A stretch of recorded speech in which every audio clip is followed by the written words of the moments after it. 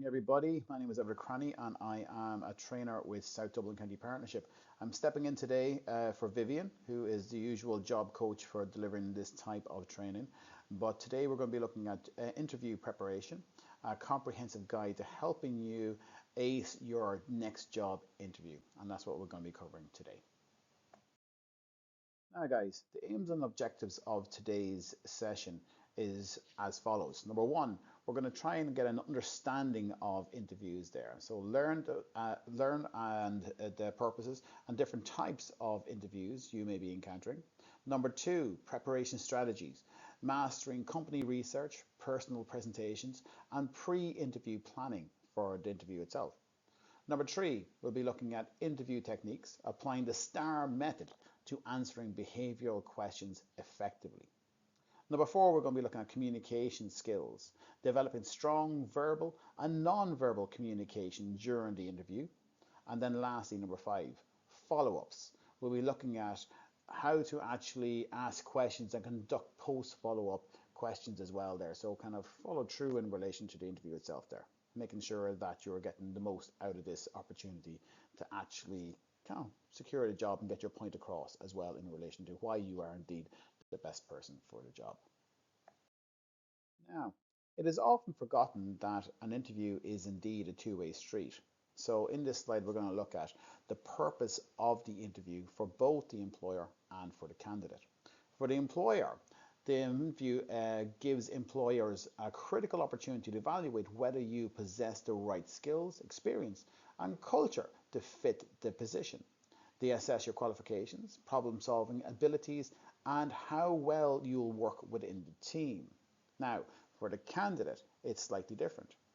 You get the chance to determine if the job, the company, culture, and the role truly aligns with your career goals and values. You can evaluate growth opportunities, working in environment, and whether the position matches what you are looking for. Again, it's not always a one-way street. There is an over and back.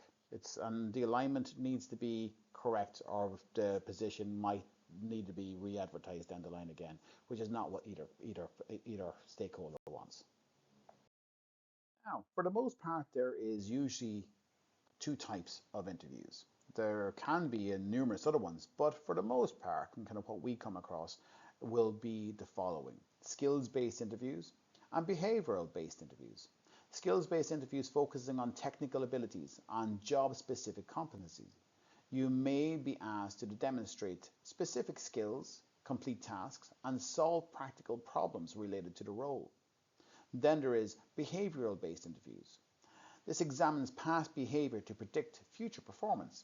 Questions typically start with "tell me about a time when," and require specific examples from your work history. Now, as I said, the list goes on in relation to the types of interviews that are out there, but for the most part, these will be the types of interview style approaches that you will come across. Now, as I said at the outset, this whole PowerPoint presentation is about preparing you as well as possible for the interviewing process itself. So it comes in three stages. So there's the pre-interview, there's during the interview, and post-interview. So pre-interview requires you to do a lot of research, preparing materials, practicing responses, and plan logistics. How are you going to get to the actual interview itself there? How are you going to get back from it? Timing as well associated with actually being there. How long should you be beforehand?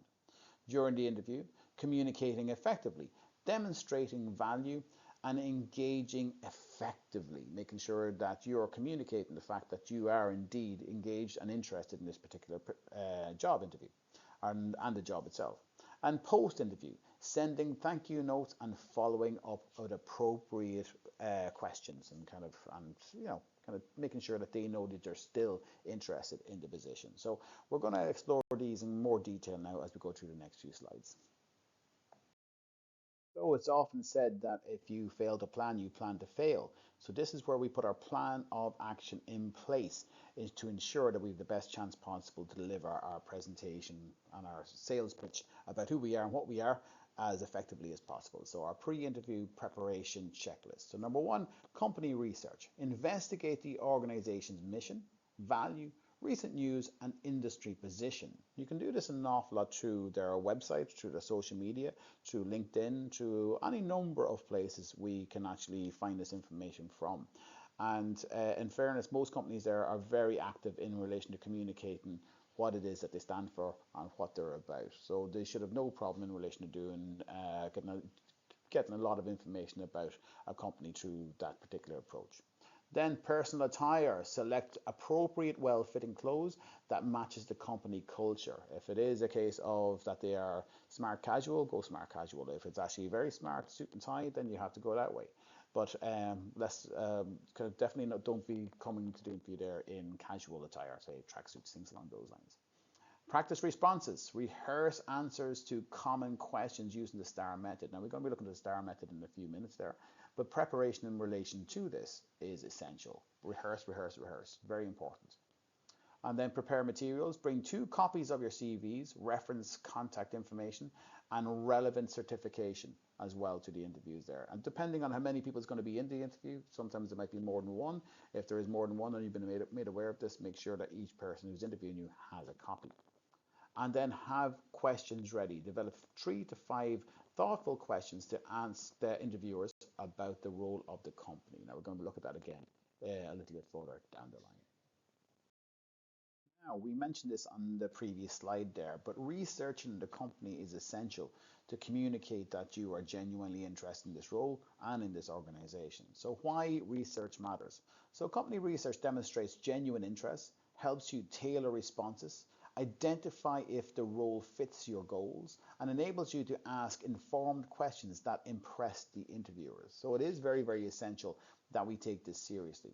So how to research effectively? So visit the company websites and review the About Us section and also news sections of their particular websites. Again, as I said in the previous slide there, they will be eagerly promoting this information anyway. So it should be no difficulty in you finding this information.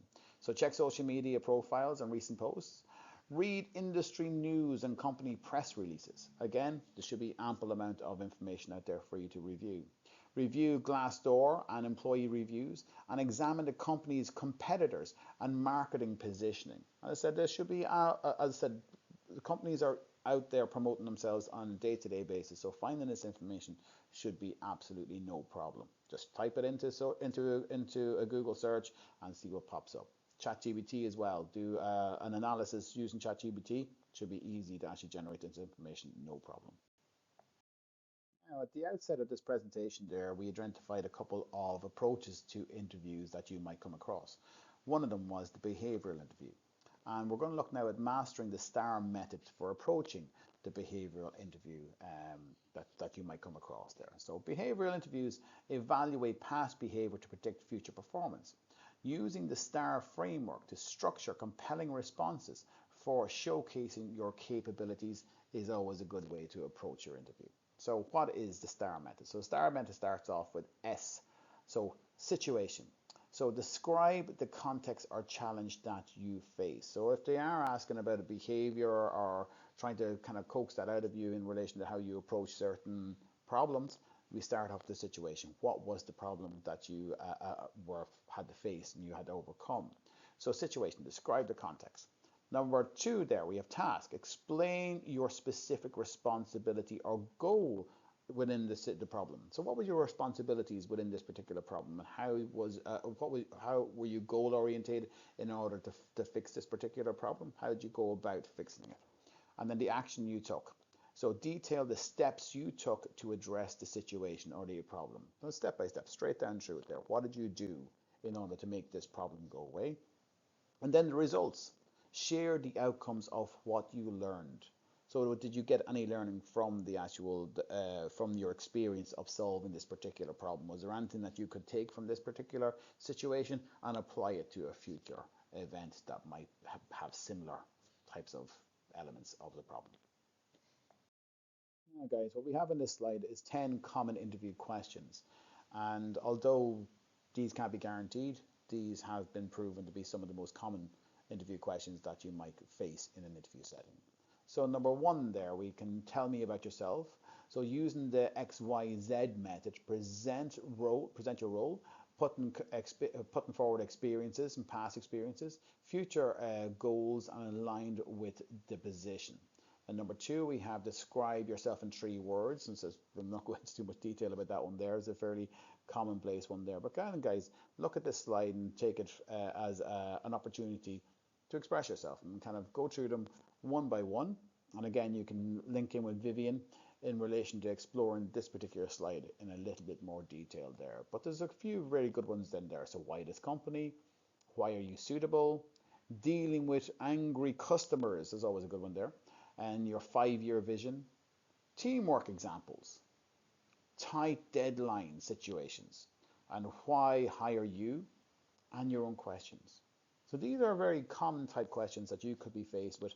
So make sure that you actually do due diligence, take a bit of time and go through this particular slide. Again, it's not guaranteed these will be the questions, but you might find some of them in here will pop up over and over again.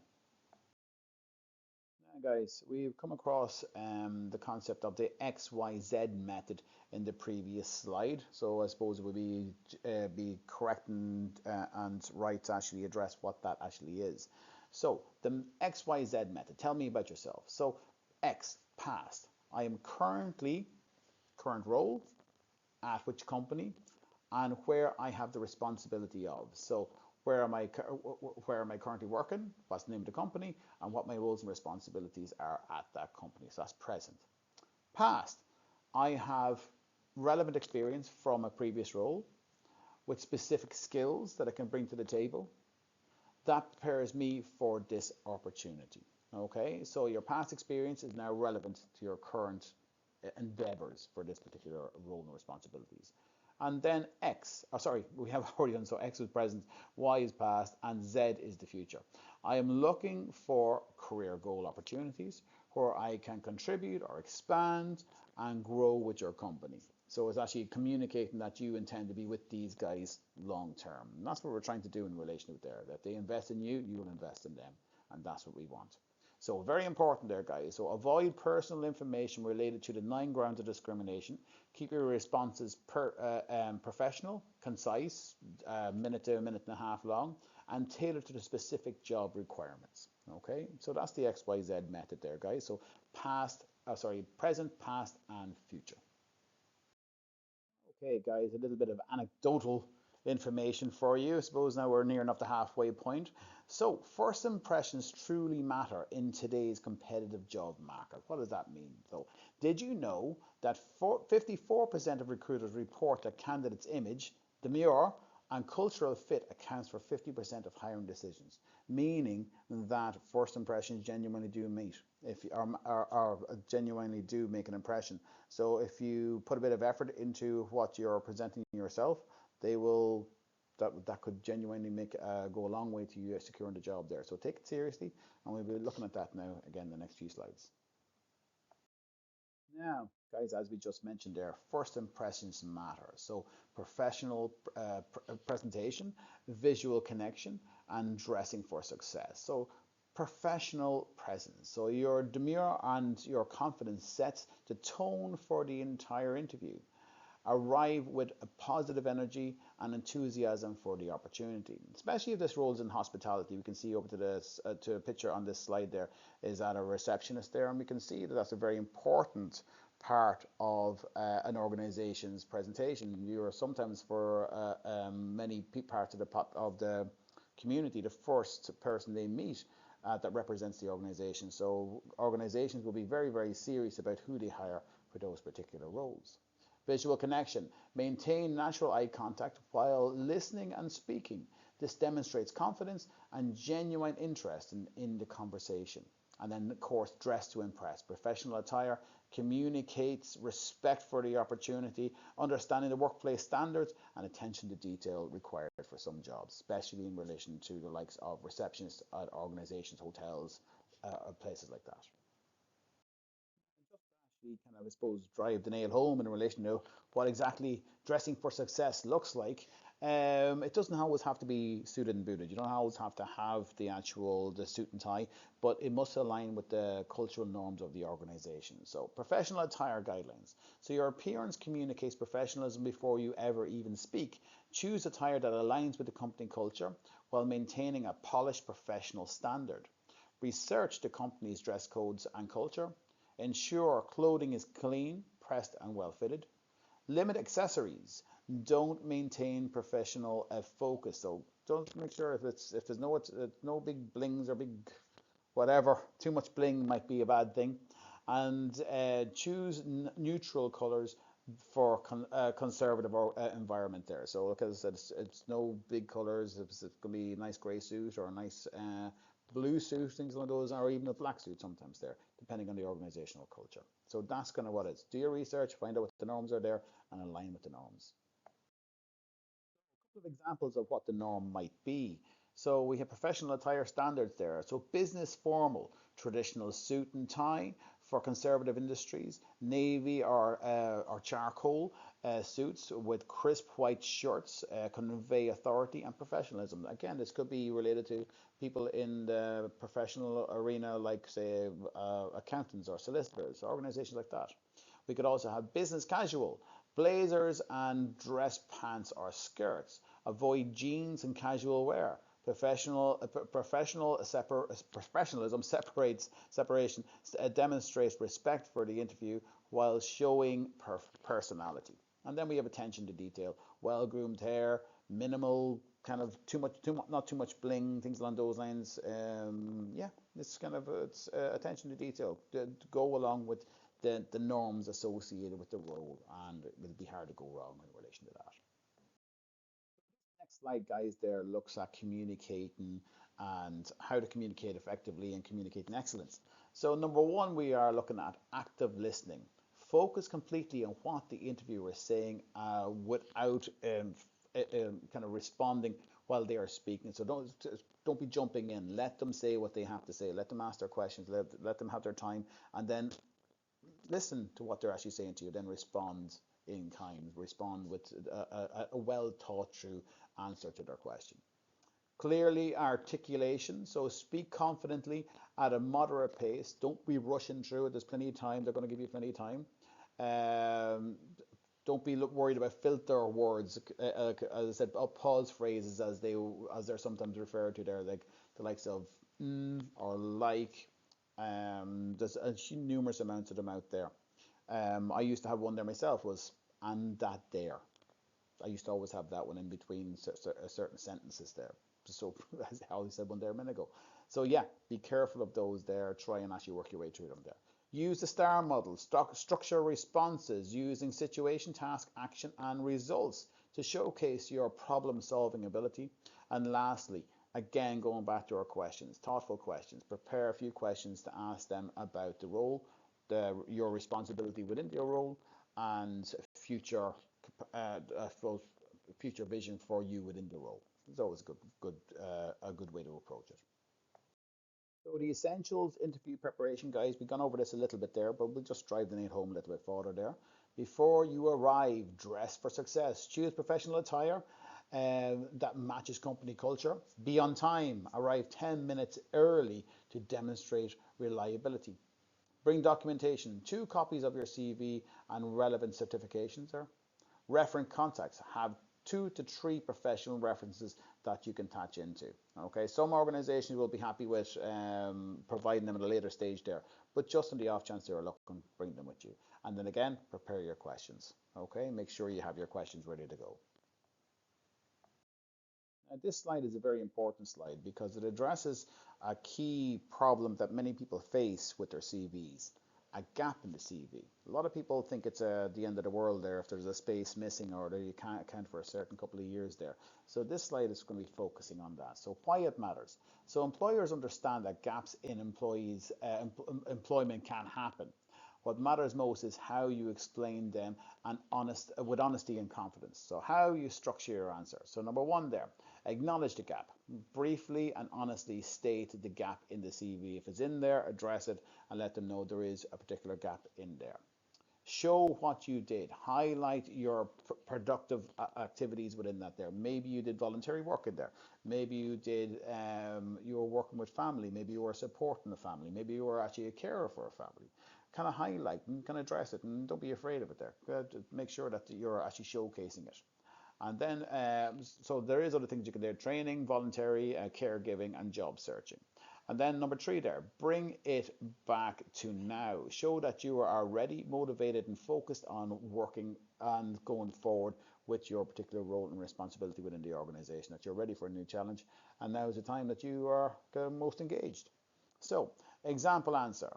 I had a period where I was not in employment. During this time, I focused on improving my skills, supporting my family, and I am now ready and motivated to return to the work with confidence and looking for an element of fulfillment as I go. There you go. Now, we spoke a lot throughout the presentation about, I suppose, the need and necessity to have some well thought through questions to ask your interviewers about the roles and responsibilities. So we thought we'd address that in this slide there. So questions to ask your interviewer. So a job interview is a two-way conversation where both employee and employer evaluate fit. Ask thoughtful questions to demonstrate if this job is the right for you and aligns with your goals. So number one, this is a good question you could be asking. So performance metrics. How will my performance be measured and by whom? What does success look like in the role? Great question. Great question. Number two, success criteria. How do you measure success on the job? What are the key indicators of a strong performance? So key performance indicators. There could be any number of things there. But again, Vivian will go through this in a lot more detail with you. Number three, daily responsibilities. What does a typical day look like? Can you walk me through the core responsibilities? Again, great question. Number four, career development. What opportunities are there for training and progression? How does the company support professional growth? And that's a really great question as well there, because it also communicates that you're considering staying here a long time, and if you invest your time and effort into the role and responsibility, is there something beyond just salary that they can actually return to you? And organizations are interested in this there because they want to keep staff, they want to grow staff and make them more valuable to the organization as they go. So that's definitely a two-way street. And then of course, next steps. Where will there be a second interview? Where do I go from here? When will I know when the role is full? So these are all kind of very important tidbits of information that you should be focusing on. Guys, following the interview is also an opportunity to communicate as well and to showcase your professionalism and your integrity as well. So the post-interview actions, thank you email, send a professional thank you email within 24 hours of the lead interview, expressing appreciation, and it also kind of reinforces that you're still interested, but also that you're the type of person that you are, your integrity. It's a really good way of actually kind of reinforcing your value to the organization. Self-reflection. Reflect on your performance to identify strengths and areas for improvement. Note what went well and what you do differently next time around. Again, this might be a process that you might not get the first job interview or you might not get the second job, but you might get the third if you carry with you your reflective learnings as you go and then apply them to the next job interview. Then request feedback. If not selected, politely request feedback to help you better prepare for future interviews and improve your approach. I said most organizations do what we call a grading matrix when interviews there. They'll score you high on certain points and low on other points there. If you can find out what they scored you high and low on, you can actually bring that information and apply it to any future endeavors that you might have. Now, as we're all aware, guys, not all interviews are in person. There is, of course, the option for virtual interviews. So what we have now is a little walkthrough in relation to how you could approach the online interview and how to actually get success from that as well there. So setting yourself up for success. Number one, your professional space. Set up a space where where it's uncluttered, professional background, and reflects your professionalism. If you want to get a digital background, those options are available on Teams and on Zoom as well there, where you actually can select a virtual background. technical presentations. So practice using Zoom, Teams, and other platforms, ensuring equipment is fully charged and connected. Okay, again, make sure the background is in there as well. So internet stability. Check your internet connection is stable and reliable, and choose necessary applications if needs be. If your laptop doesn't have a camera, maybe see if you can buy a camera on Amazon for your laptop.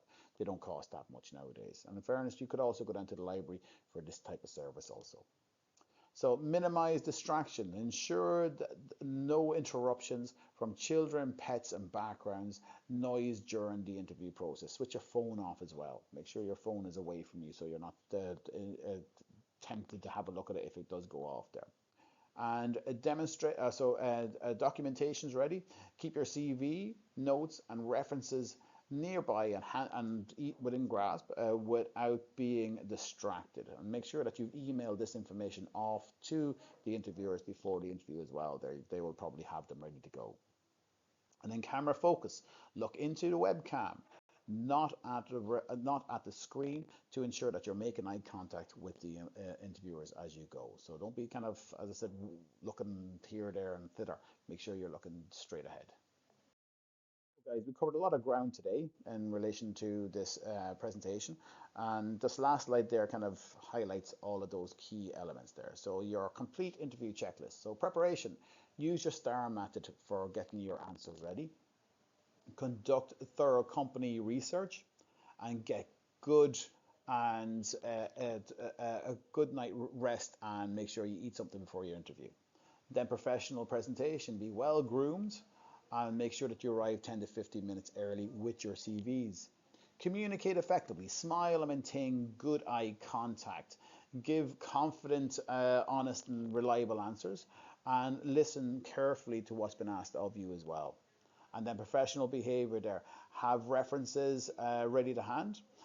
Prepare at least a couple of questions to showcase that you're interested in the role, and be conscientious of positive body language. So make sure that you're actually conveying yourself. You don't know what to do with your hands?